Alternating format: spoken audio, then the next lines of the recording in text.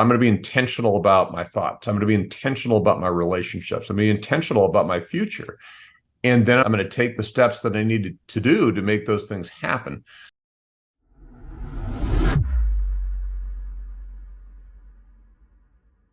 All right, Joe. So in 2015, you get named the president and CEO of Dale Carnegie, a dream job. I am fascinated at how people earn big leadership roles, whether that's a promotion within a company or they go to a new company and somebody reaches out and they have to go through an extensive process with stiff competition and they earn the role. Why do you think they chose you? And can we go a little bit deeper inside the process of take us inside to learn more what you had to do in order to earn your dream job? Yeah, it was a really incredible experience that I reflect on really with awe in some sense. The board had created a selection committee and it was led by one specific board member, this tremendously accomplished woman who led businesses and been the CEO of a business and so forth. And they were having candidates go into New York and interview with the board. And I understand that it was a very, very competitive process. It's interesting because I was supposed to go in, it was late January, I think in 2015, and there was a snowstorm. And I was and so the flights were canceled. I can't remember if it was the flights were canceled, but the meeting was canceled. So I was all set to go, and I was just crestfallen. I was down. I was excited, looking forward to this. And so the recruiter said, yeah, they were going to interview you and all these other people, and I said to the recruiter, I said, I'll tell you what, you tell them that I will meet one or any board member anywhere they want, and I'll come to them. Ultimately, that's what happened. I ended up meeting with each board member almost individually in different places in the country. So I flew to North Carolina, where the head of the nominating committee was, or the selection committee was, and we met in the airport. And I think probably the fact that I had demonstrated that kind of willingness to do that may have impressed them. I also had more knowledge about Dale Carnegie probably than any other person who was interested in that role. I knew the franchisees. I had worked with Dale Carnegie as a customer. So I went into that meeting. We had a wonderful hour plus kind of a discussion. And if you ever have that feeling like you just connect with people, it was that was one. But I said to her toward the end, I said, I do have a plan about what I would see myself doing if I were to come into this role. And would you like me to share it with you? And she said, I'd love to hear it. So I actually had a written, it was a 2-page kind of a plan. And we started to go through that.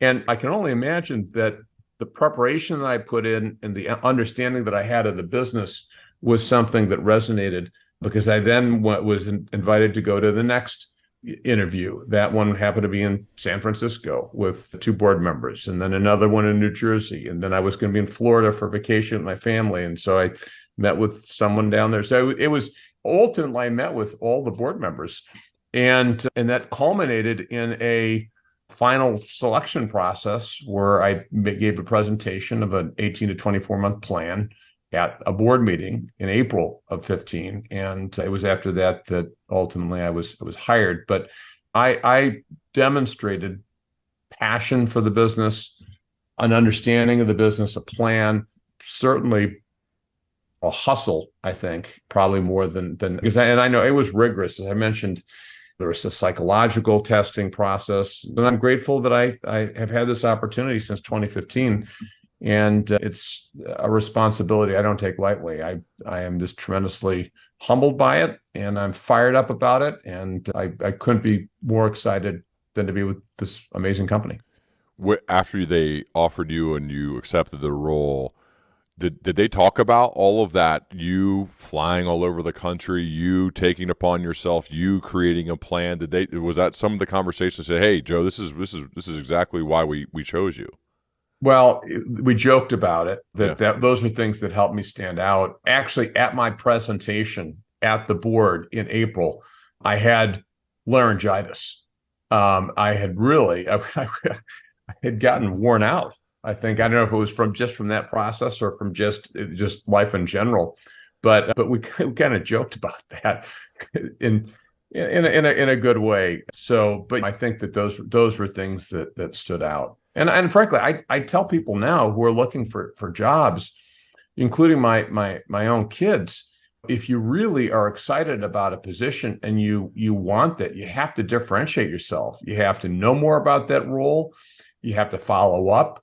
And it doesn't matter if it's for an ice cream store or for an executive role, but if people who are hiring want to know that they've got someone who really wants the job and is going to be committed to the job, no matter what's going to happen. And I certainly I demonstrated for that board perseverance. I think that's a really great message, Joe, and it's inspiring the fact that some people, when they're going for a job, they don't like to claim that they really want it until after they got it. They're like, oh, yeah, it'll be good. I'll talk to the recruiter. I think they kind of want me or whatever. They're kind of like playing it cool. And it feels to me like you knew what you wanted and you weren't afraid to go after it, even if you would have not gotten it, right? You probably would have been very upset. But I just like the willingness to go for something, knowing that you might lose, you might not get it, as opposed to the more laissez-faire, oh yeah, I'm gonna, that type of mentality, because then if you lose, you're like, well, it's because I didn't really try that hard. I think in today's society that happens even more, and the people like you though are more rare to say, no, I'm going for this thing. I'm flying all over the country. I'm preparing a plan. I am telling them I want it. Here's what we're going to do. Because you still could have lost and maybe, I guess, embarrassed yourself a little bit by going so hard for something that you didn't get. Yeah, I guess when you consider that possibility versus the regret of Yeah. not putting it all in. Look, I think there was certainly a level in the interview process. I was perfectly happy in the job that I was in. I was the president of a company that I'd helped start. I was an owner in that business. And frankly, it was hard in many ways to want to leave that. And frankly, if it hadn't been for Dale Carnegie, if it had been any other company that had come, I don't think I would have had but the fact that this company and that I'd relied upon the principles of Dale Carnegie had been such a huge part in getting me to where I was in my career, I felt like this was a sense of contribution. Really, it's how do we help people around the world who aren't familiar with Dale Carnegie get access to these amazing principles and courses and programs. And so, yeah, to me, I told them that was part of my mission, was around brand and around culture. How do we truly activate the brand? How do we invest in we've got these amazing franchisees all over the world. How do we invest in our network? How do we really, so I think those things really stood out. And at the end of the day, if I hadn't gotten the role, then I would have said I didn't leave anything on the field. I put it all Yeah. out there. Well, you took command of the situation, which is apropos for the title of your book, right? Take Command, that a bestseller that came out recently. And I'm curious, how much did you draw from this experience to when you said, okay, it's time to document some of my beliefs into an artifact that will become a book? So what really led to the book Take Command, a lot of it had to do with the pandemic. Mm-hmm. And maybe more about that and less than kind of the experience of becoming the CEO. Because frankly, once I became the CEO, I got to work right away and never really looked back. When we were in the middle of COVID, and this was formative for me, because in January of 2020, 95% of our global revenue was coming from in-person, face-to-face experiences. Now, and this is an operation, we have 200 operations in 86 countries. So in January, I'm in a Zoom meeting with our Chinese team, the team in China, and we're looking at and hearing about COVID, and they're going to be locked down for months, and that means no classes, and that means no revenue. And so then I'm concerned about them and how they're going to make it through. I'm concerned about the effect on the business. And then this, of course, spreads. Asia locks down. And then Europe and Middle East locked down. And then finally in March, the North America locks down, later Latin America. So by March 2020, I was waking up in the middle of the night literally every night at 3 o'clock in the morning. And I was just, and all my thoughts, even though, and I'm a little embarrassed to even admit this because I had been steeped in Dale Carnegie's ideas and how to stop worrying and start living. And I was pretty good at managing stress, but that was almost a breaking point in the sense that I'm looking at all of our revenue basically it's dropping in a rapid period of time. And I'm waking up thinking to myself, is this business going to go, this 107-year-old business going to go out or go under my watch? And so this one particular night, I woke up and I started flipping through How to Stop Worrying and Start Living. And I came across this quote from Dale Carnegie. Someone had asked Dale Carnegie about the most valuable thing he'd ever learned. And he talked about it's the value of our thoughts. And our thoughts really make us. Our lives are what our thoughts make them. And so I decided in that moment, I started to think about how can I, for lack of a better term, take command? How do I start looking at the opportunity? And ultimately, that was a spark that led to working with our teams around the world to accelerate our digital transformation. We certified 1,000 trainers around the world in 4 months to be able to deliver powerfully interactive experiences. And this is the whole thing. There's a mind shift for us because we have these huge experiences that are in person, and people are up on their feet and they're shaking hands, doing all kinds of things you can't do online. And we thought, can we do this? But what we found was we not only could, but the voice of customer scores, the net promoter scores were as high or close to as high as they were in person. So our franchisees around the world, our Dale Carnegie and Associates team around the world, our trainers around the world, people stood up, and so much of that had to do with how we looked at it. So ultimately, that led to me thinking and reaching out to Michael Crom, who's Dale Carnegie's grandson. I said, Michael, there are people around the world who are hurting. This is in June of 2020. What if we wrote a book really meant for a younger audience, an audience that maybe isn't familiar with Dale Carnegie's principles, that's about taking command of your thoughts and your emotions, taking command of your relationships, and taking command of your future. And he loved the idea. And we spent months working on an outline for what that would look like, and ultimately went to Simon and Schuster, and they loved the idea. And that became the Take Command book. Let's go to those parts. Let's dive in. Your first one, which you touched on briefly, building your inner strength through understanding your thoughts and emotions and developing habits and practices.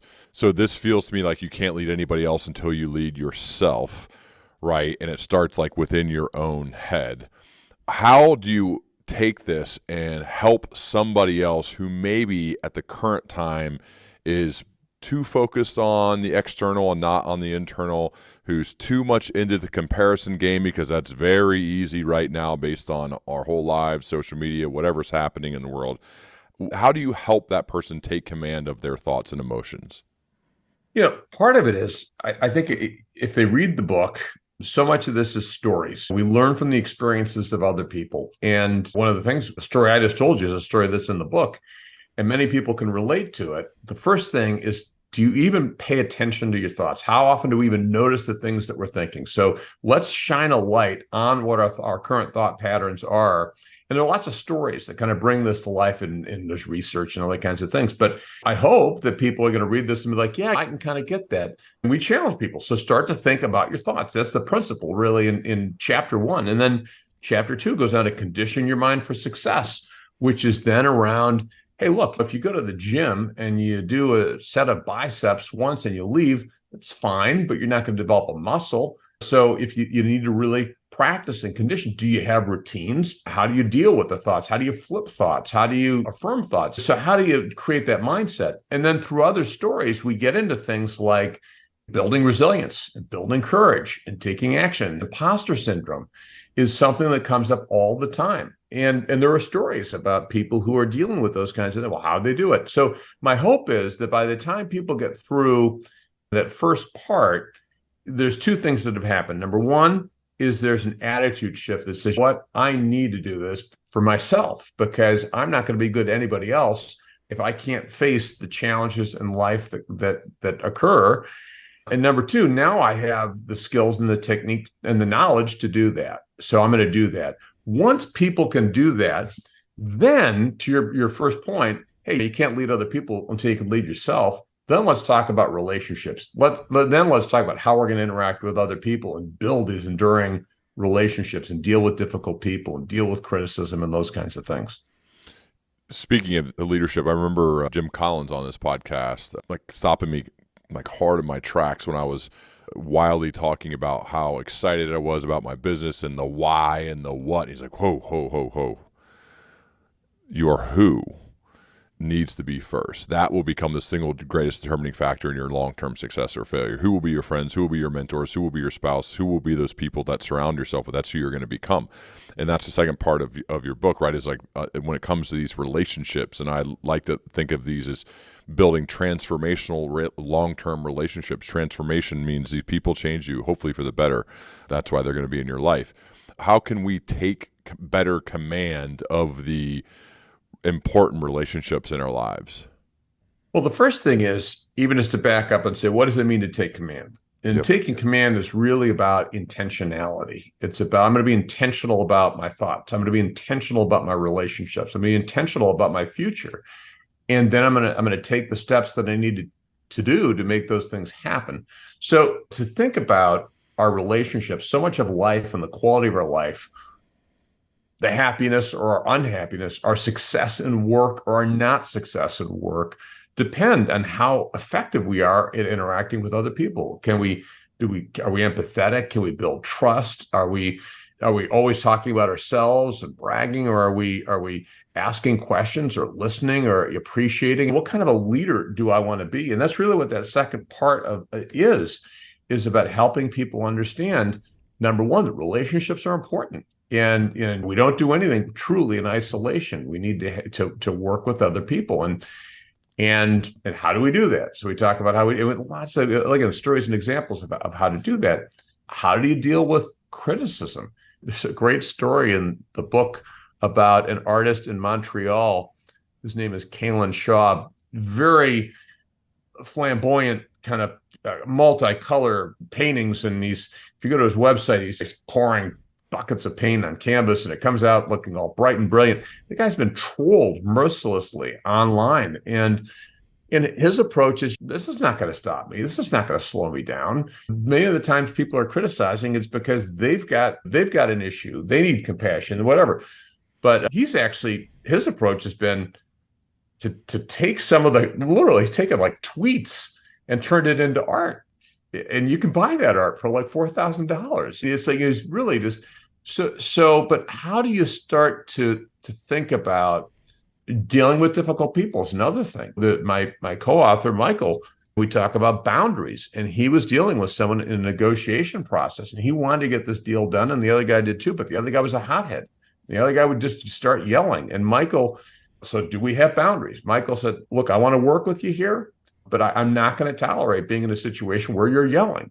So let's start this. If you yell, I'll warn you once, and after that, we're done. And the guy started to yell a little bit and Michael warned him, and he cooled down, and they got the deal done. But the point is, dealing with difficult people. Sometimes we just blame other people, but do we look and think about, well, what's my role in this? Have I articulated boundaries? Have I communicated boundaries? Or if I'm dealing with a toxic person, in whatever form that relationship might be, it could be a toxic boss, could be a toxic partner, whatever. At what point do I just say, look, I'm out? Yeah, but that's part of what taking command is it's not this disempowered blaming and pointing, and it's like, all right, what's my role here?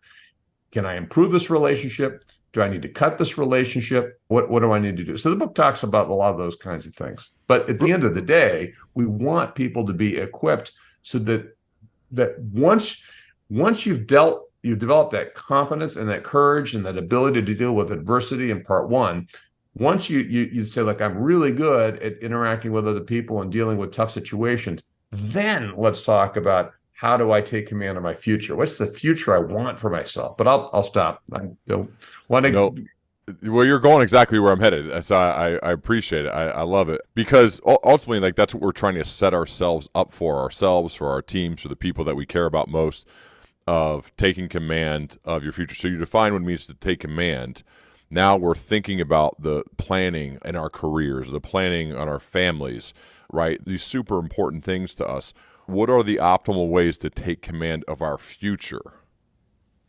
Well, the first thing is, do we think about it?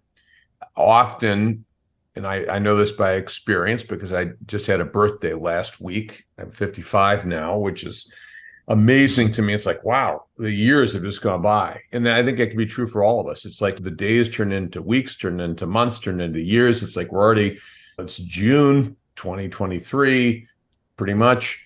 It's crazy how quickly time goes by. So to think about, what are my values? What are the things that are important to me? What's my purpose, however I define it for myself? And then what's my vision? What are those things that I want to be able to do? And that could be a big vision or it could be a small vision, but whatever it is for you. But to start to have those kinds of thoughts and to create a space to think and to write it down and to draw toward it. That's the first part of going to a destination, is identifying exactly where you want to go. And that's part of where the vision fits. How is this for you? I'm curious because when you write about this, sometimes you learn even more. I think writing creates clarity of thought. So through the purpose of writing, or the process of writing the book, I would imagine that you got even clearer on what you believed from the outline process to turning in the final manuscript. So when you think about your future, your values, your purpose, do you have these kind of defined values laid out? Do you have your purpose sitting right on top of your computer? Like, what's your setup for yourself? Yeah, so it's interesting you ask. We talk in the book about purpose, and I think this kind of feeds into vision. Purpose with a small p and purpose with a big P. Purpose with a small p is something, your purpose of the small p can change throughout your life. I think about when I was in college, my purpose at that time was, hey, get the best grades you can, get in the best law school you can, get the best job you can. You get in the job, hey, establish yourself, become valuable to your partners, buy a house, you get married, start to have kids.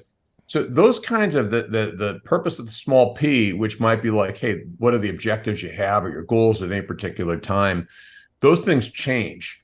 What I've come to realize is the purpose of the big P, if you will, capital P, doesn't necessarily change all that much. And it may take a long time before we kind of come to the sense about, hey, what am I really about?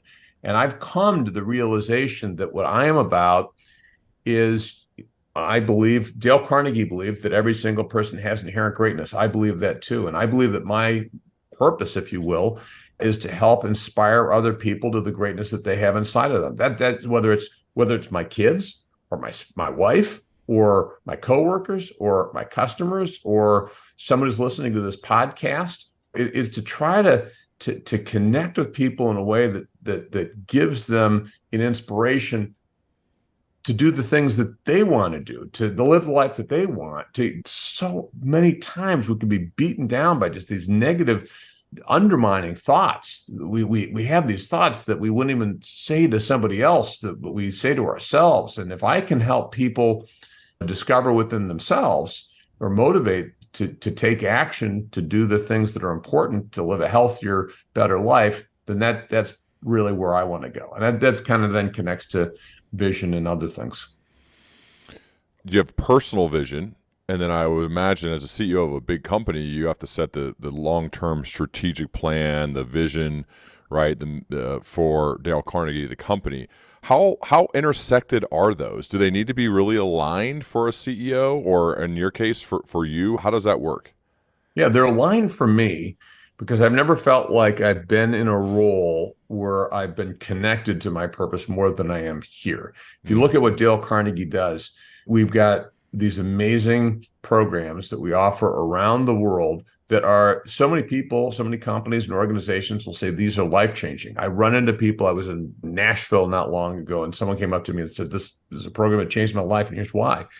So that's part of what we do. We work with companies and individuals that are looking at, how do I become a high-performing team? How do I advance my career? How do I contribute more? How do I get along with people? How do I be a more effective leader? How do I give a powerful presentation? How do I have a sales force that can give powerful presentations? So as an organization, we're about helping people unlock their greatness. My vision, or I'm sorry, the company vision, I should say, but my vision as the CEO is that people around the world are using Dale, the word Dale, like Dale Carnegie, as a verb.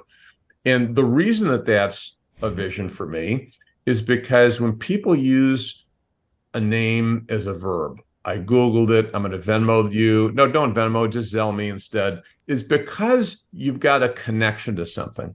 And my conviction is that the Dale Carnegie principles, the things, the strategies that Dale Carnegie taught that have been such a huge part of my life and millions of other people, that when people connect to that so much that they use it, say, look, hey, Ryan, you Daled it, totally Daled it. That's a point where we've got connection and utility and impact, which really, and if people do that, they're going to have better relationships. They're going to have better friendships. They're going to have better working relationships. They're going to be more effective. They're going to be taking command. So that as a corporate vision is kind of, I envision this exponential reach of the brand. Maybe it's through courses. Maybe it's through apps. Maybe it's through books.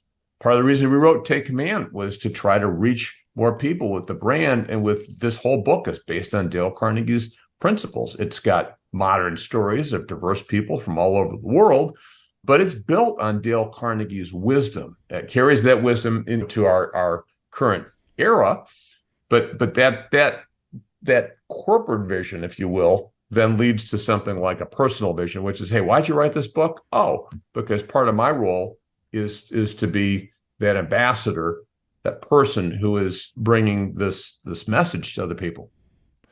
What's still pretty wild is so How to Win Friends and Influence People obviously is, I don't know how many it's sold, but it's tons and tons, right? Pretty much it comes up everywhere.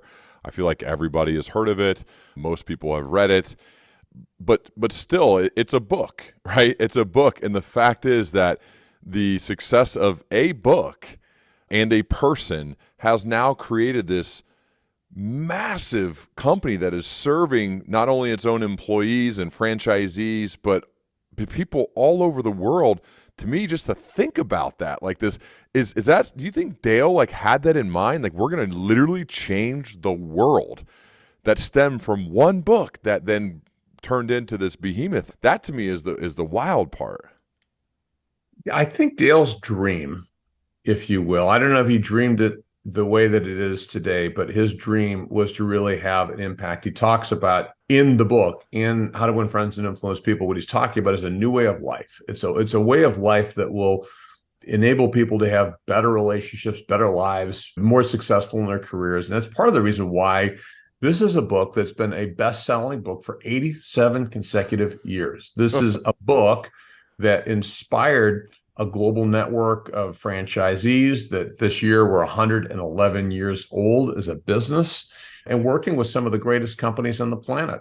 So you'd say, well, why? And it's because Dale Carnegie had this wisdom and this understanding of things that in his day still apply. People still want to be appreciated, want to be respected, want to be valued, want to be listened to, wanted to be all these different things. And How to Win Friends and Influence People is a manual that people could pick up today and find application on right away. And it's a special book. And frankly, in writing Take Command, I've always felt like How to Win Friends and Influence People was a masterpiece.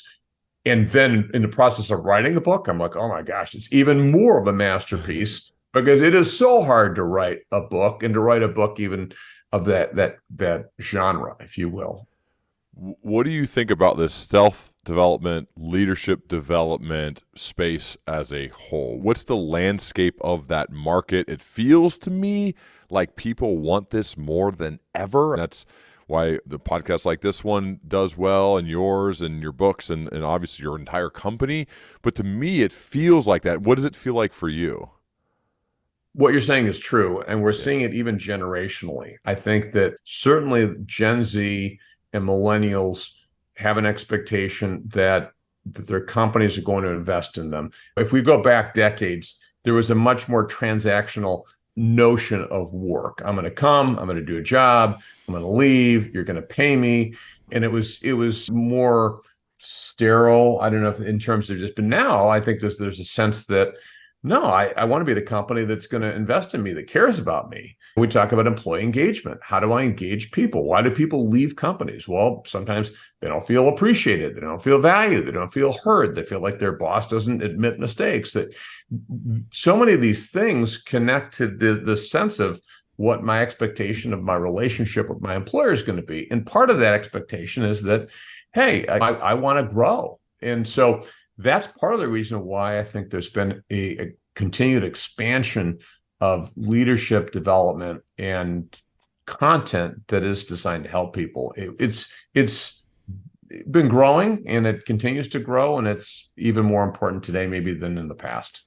So you had to shift so much. You mentioned 95% of your work was done in person.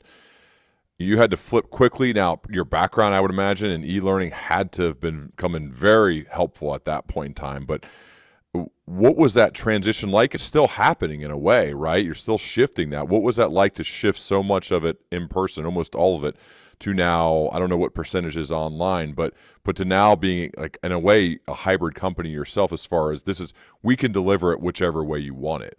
Yeah, that has been maybe the most valuable thing that has come out of COVID for us. We have become even more competitive than we were before. We were competitive before, we had a good brand before, but now when you've got still a lot of companies, and it's different if we think about this macro environment around, say, you get Europe or Asia or North America, Latin America, Africa. There's different approaches that companies. Some places are back at work full time, so they want their people to have in-person training. Others are still remote, so they want that to be online. So they might have different experiences for different people in different regions, and they're looking for someone. How do we give these great experiences to our people, irrespective of where they are or what their learning modality is, et cetera? So that's been really important for us. Still today, a high percentage of our work today is live online. And so but we can do it live online, can do it in person. We've actually developed programs where you can have some people in a physical classroom, other people joining remotely, and still have a comparable or close to comparable experience. So I'm proud of our team and just the innovation that it's enabled us to really to accelerate, because I think we were innovative before, but the pandemic really kind of sped that up. What have you found to be some of the keys to run an effective Zoom meeting, for lack of a better phrase? Meaning, there's a leader right now that has a team dispersed all over the country, and I think for the most part, we don't really get trained on how, in corporate America, on how to run an effective meeting or an effective training. Unfortunately, sometimes there just becomes like a lot of lecture and wordy PowerPoint decks shared, and people start doing something else while the meeting's happening or the training's happening. What have you learned making that shift to make these interactions with the people that are teaching, to make them effective, to make them engaging, to make them enjoyable, to make them create some sort of action for your learners to take away to implement immediately?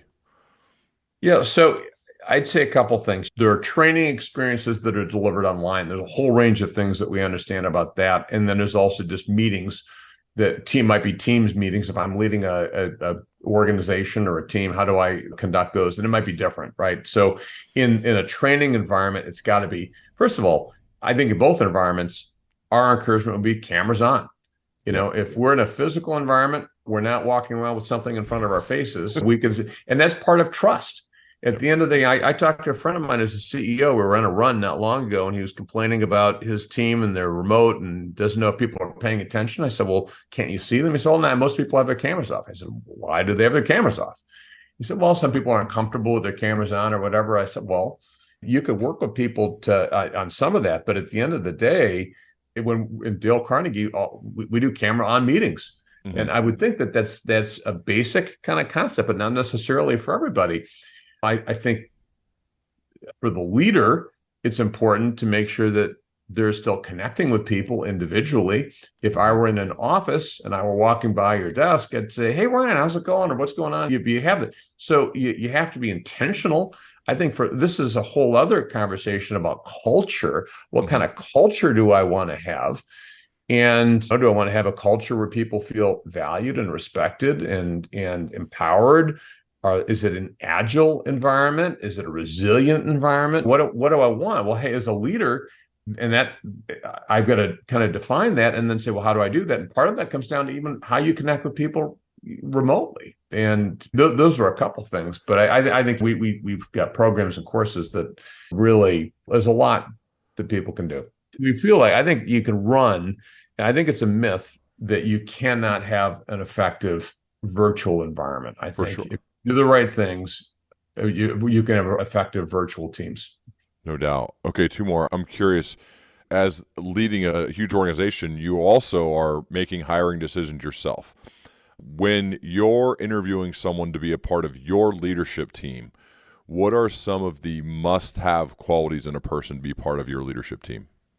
So some of the things I guess that are table stakes, I won't go into. You look at the experience and the credibility and all the different things that the person has done, but I think there's a cultural fit. You really try to get to. You kind of mentioned this earlier about like who are you, like and what do you value, and what were some of the challenges you've had to overcome? How have you overcome those challenges? How do you interact with people? If you had this kind of a situation, you were dealing with a person who did this, well, how would you handle it? It's really trying to understand. I don't think in the years I've been here, I've been more proud of the team that we have right now and the culture that we have right now. It's really great.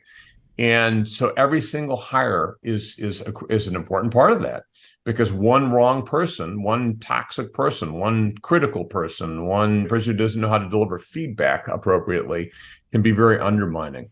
So I think those kinds of interpersonal qualities and values are important. I also personally, we've looked at, I try to think about sense of urgency. That's something that's important to me. I have a very, very high sense of urgency. Not to be confused, that doesn't mean that you're working 24/7. It means that that this is a priority. We're going to do what we need to do to be successful in whatever we've committed to do. But some people maybe are just a little more laid back, and that's okay. But I guess I want to have a culture that is effective at executing. And so those are some things that we get to. Let's say, Joe, you're meeting with somebody who's a recent college graduate and they've done really well so far, but they're not entirely sure what they want to do, but they are certain that they want to leave a positive dent in the world. They want to do good. What are some general pieces of life/career advice you'd give to that person? So particularly when people who are younger in their career, and I think about myself, the number one responsibility that people have for themselves, well, maybe there's two things. One is learn as much as you can. Okay. And that also means having realistic expectations about what you should know and what you shouldn't. I don't expect someone who's new to the job to be able to perform like someone who's been doing it for 10 or 20 years. But sometimes we have this feeling that if I don't have an answer to something or whatnot, that it's going to look poorly upon me. I don't expect people to have answers. What I do expect, and this is the most important thing, is do the things you say you're going to do.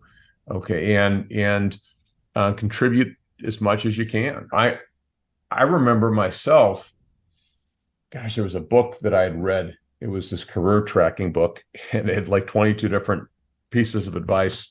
And one of those pieces of advice was always take the job that no one wants and do well at it. You know? And I remember there were different things I didn't necessarily like to do in the law, doing certain kinds of research or whatever. Like, I'll do it, because if you make yourself valuable, and that's a fundamental objective, I think. Make yourself valuable. How do you do that? Get things done. Keep your word. Work hard. I guess that's maybe an obvious one, but sometimes people are looking for shortcuts. That doesn't mean you don't try to be smart about how you do your work, but earn it. Mm-hmm. Love it, man. Well, the book, which I highly encourage everyone to get, is called Take Command, Find Your Inner Strength, Build Enduring Relationships, and Live the Life You Want. A Dale Carnegie book, but so beautifully written by you, Joe. I highly encourage it. Well done, too, with the combination of the stories and the practical application and the theories and the tying it back to all of the great stuff Dale Carnegie's done. But I really appreciate you being here, man. I'd love to continue our dialogue as we both progress. I would as well. I really appreciate you having me on the show. Ryan, you're doing great work, and it's been a lot of fun talking with you. Thanks so much, man. Appreciate it.